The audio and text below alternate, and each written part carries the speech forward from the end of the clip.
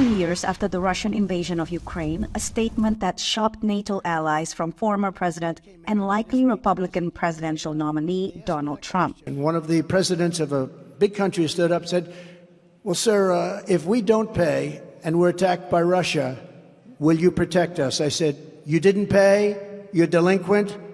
He said, yes, let's say that happened. No, I would not protect you. In fact, I would encourage them to do whatever the hell they want. Can you imagine a former president of the United States saying that? President Joe Biden, who has made strengthening coalitions against adversaries the central tenet of his foreign policy, slammed his predecessor's transactional approach. No other president in our history has ever bowed down to a Russian dictator.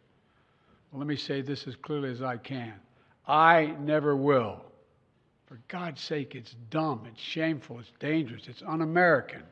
Biden says he upholds the sacred commitment under NATO's Article 5 that requires members to assist one another in the event of an outside attack. It's a direct clash with Trump, who is again pushing for his brand of America First isolationism. Trump's calls have caused anxiety among allies.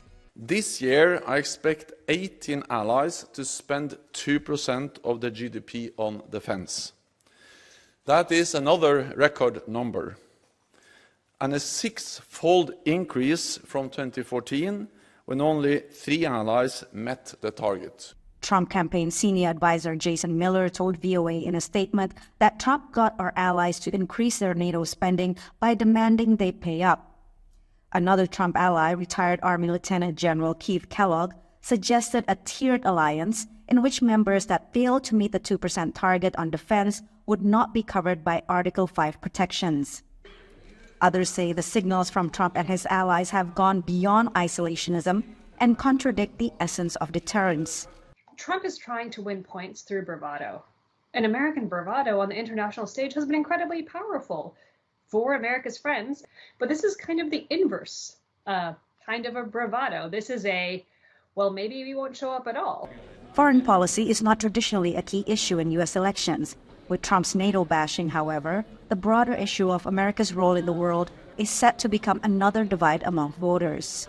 It's highly politicized. It's being used by Trump to gin up his base. But there is an underlying understanding among Americans that the alliance itself is important.